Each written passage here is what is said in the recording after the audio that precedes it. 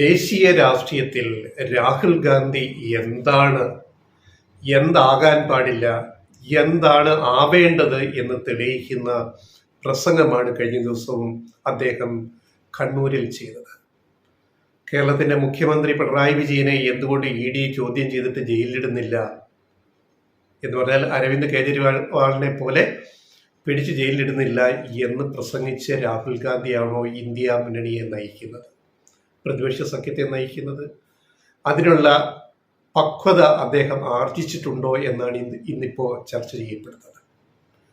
അദ്ദേഹം ഒരിക്കലും രാഷ്ട്രീയ പക്വതയിൽ വളർന്നിട്ടില്ല എന്ന് തെളിയിക്കുന്ന ഒരു കാര്യം ഞങ്ങൾ ഇവിടെ പറയാൻ ആഗ്രഹിക്കുകയാണ്.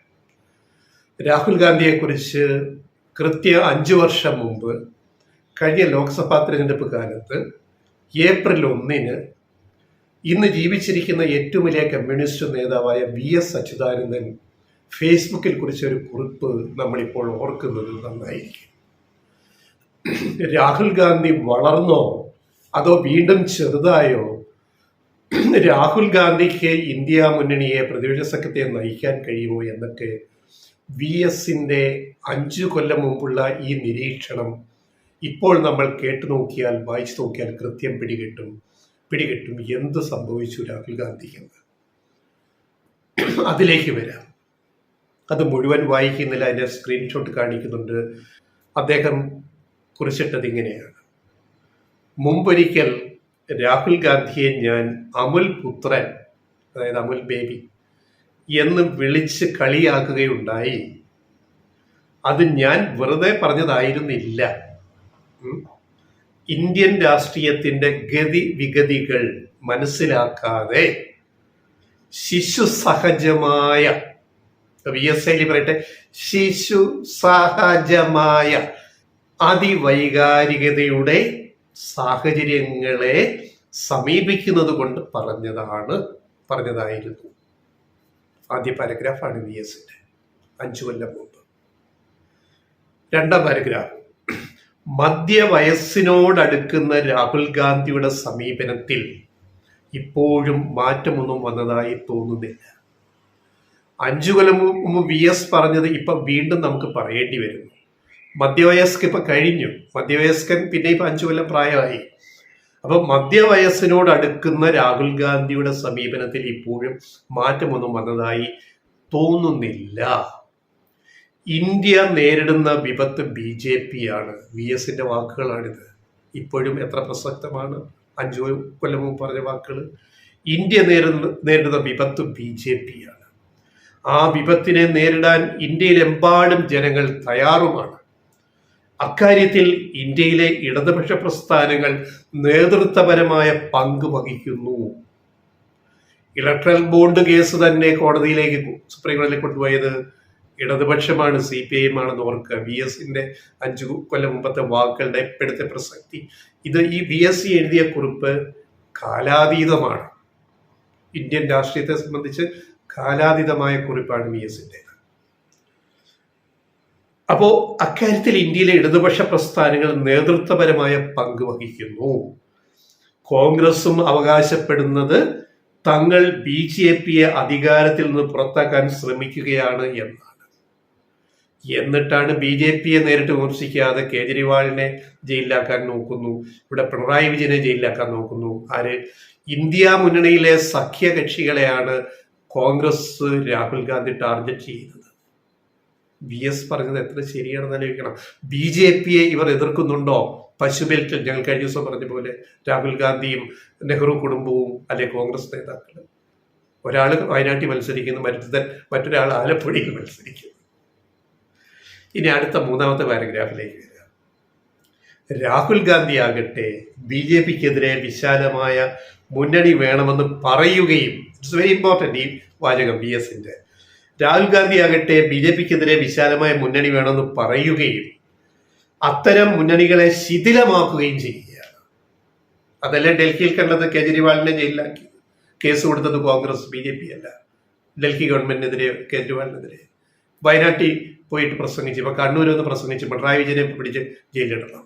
അപ്പൊ BJPക്കെതിരെ മുന്നണി വേണമെന്ന് പറയുക, ആ മുന്നണിയെ ശിഥിലമാക്കുകയും ചെയ്യുന്നത് രാഹുൽ ഗാന്ധിയാണ്. എത്ര പ്രവചനാത്മകമായിട്ടാണ് VS അന്ന് ഇത് കുറിച്ചിട്ടത് എന്ന് ആലോചിക്കണം. ഈ 5 കൊല്ലം കഴിഞ്ഞിട്ട് രാഹുൽ ഗാന്ധിക്ക് എന്തെങ്കിലും രാഷ്ട്രീയ വളർച്ച പക്വത ഉണ്ടായോ എന്ന് ആലോചിക്കുക. അങ്ങ് വടക്ക് ദില്ലിയിൽ ആം ആദ്മി പാർട്ടിക്കാണ് ശക്തി. 5 കൊല്ലം മുമ്പ് VS പറഞ്ഞാണ്, ആലോചിക്കണം. അങ്ങ് വടക്ക് ദില്ലിയിൽ ആം ആദ്മി പാർട്ടിക്കാണ് ശക്തി. ഇങ്ങനെ തെക്ക് കേരളത്തിൽ CPM-ന് നേതൃത്വത്തിലുള്ള LDF-നും AAP ആയാലും ആം ആദ്മി ആയാലും LDF ആയാലും BJP-ക്കെതിരെ സന്ധിയില്ലാ സമരത്തിലുമാണ്. ഓർക്കുക. എന്നാൽ ഇത് ഏറ്റവും പ്രധാനപ്പെട്ട അവസാന ഭാഗത്തേക്ക് വരികയാണ്. എന്നാൽ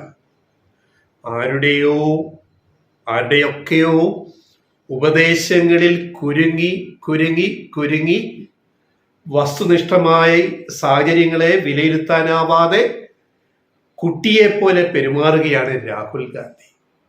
ഈ വാചകം ഒന്നുകൂടി നമ്മൾ ശ്രദ്ധിച്ച് കേൾക്കണം. എന്നാൽ ആരുടെയൊക്കെയോ ഉപദേശങ്ങളിൽ കുരുങ്ങി വസ്തുനിഷ്ഠമായി സാഹചര്യങ്ങളെ വിലയിരുത്താനാവാത്ത കുട്ടിയെപ്പോലെ പെരുമാറുകയാണ് രാഹുൽ ഗാന്ധി. അങ്ങനെയാണ് രാഹുൽ ഇപ്പോൾ വയനാട് ചുരം കയറി ഇടതുപക്ഷത്തിനോട് യുദ്ധത്തിന് വന്നിട്ടുള്ളത്.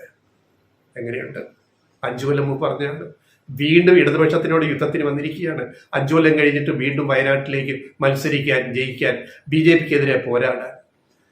എന്തൊരു അധപ്പതിച്ച രാഷ്ട്രീയമാണ് കോൺഗ്രസ് രാഷ്ട്രീയമെന്ന് ഇതിൽ കൂടുതൽ തെളിയുന്നു. അതാണ് VS ചൂണ്ടിക്കാണിച്ചത് 5 കൊല്ലം മുമ്പ്. അങ്ങനെയാണ് രാഹുൽ ഇപ്പോൾ വയനാട് ചുരം കയറി ഇടതുപക്ഷത്തോട് യുദ്ധത്തിന് വന്നിട്ടുള്ളത്. ശരിയല്ലേ? ഇടതുപക്ഷത്തോട് യുദ്ധം ചെയ്യുക, BJP-യോടല്ല യുദ്ധം. കേജ്രിവാളിനോട് യുദ്ധം ചെയ്യുക, കൂടെ നിൽക്കുന്നവരോട്. BJP-യെ തൊടാൻ വയ്യ, പേടിയ. ഇരിക്കുന്ന കൊമ്പിൽ കോടാലി വയ്ക്കുന്ന ഈ ബുദ്ധിയെയാണ് അന്ന് ഞാൻ അമുൽ ബേബി എന്ന് വിളിച്ചത്. എന്തൊരു വാചകമാണിത്! കാലാതീതം നിൽക്കുന്ന ഈ വാചകം. ഇരിക്കുന്ന കൊമ്പിൽ കോടാലി വയ്ക്കുന്ന ഈ ബുദ്ധിയെയാണ് അന്ന് ഞാൻ അമുൽ ബേബി എന്ന് വിളിച്ചത്. ആ വിളി തന്നെ ഇന്നും പ്രസക്തമാണ്. VS പോസ്റ്റ് അവസാനിപ്പിക്കുന്ന ഈ വാചകത്തോടാണ്. ആ വിളി തന്നെ ഇന്നും പ്രസക്തമാണെന്ന് 5 കൊല്ലം മുമ്പ് ഏപ്രിൽ 1-ന് VS കുറിച്ചു. 5 കൊല്ലം കഴിഞ്ഞ് ഇന്ന് ഏപ്രിൽ ഇത്രയുമായി. ഇപ്പോഴും രാഷ്ട്രീയ പക്വതയിൽ രാഹുൽ ഗാന്ധി വളർന്നു വച്ചിരിക്കുകയാണ്.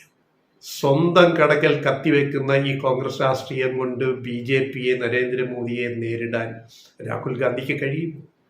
ഇദ്ദേഹം നാളെ ഇന്ത്യയുടെ പ്രധാനമന്ത്രിയാകാൻ യോഗ്യതയുണ്ടോ, പക്വതയുണ്ടോ എന്ന് ഇന്ത്യയിലെ ജനങ്ങൾ ചിന്തിച്ചാൽ അവരെ കുറ്റം പറയാൻ പറ്റും. ഇത് ഞങ്ങളുടെ അഭിപ്രായമാണ്, VS-ന്റെ അല്ല. ഇദ്ദേഹം നാളെ ഇന്ത്യയുടെ പ്രധാനമന്ത്രിയാകുമെന്ന് വിചാരിച്ച് ജനങ്ങൾ വോട്ട് ചെയ്താൽ അവരെങ്ങനെ വോട്ട് ചെയ്യണം?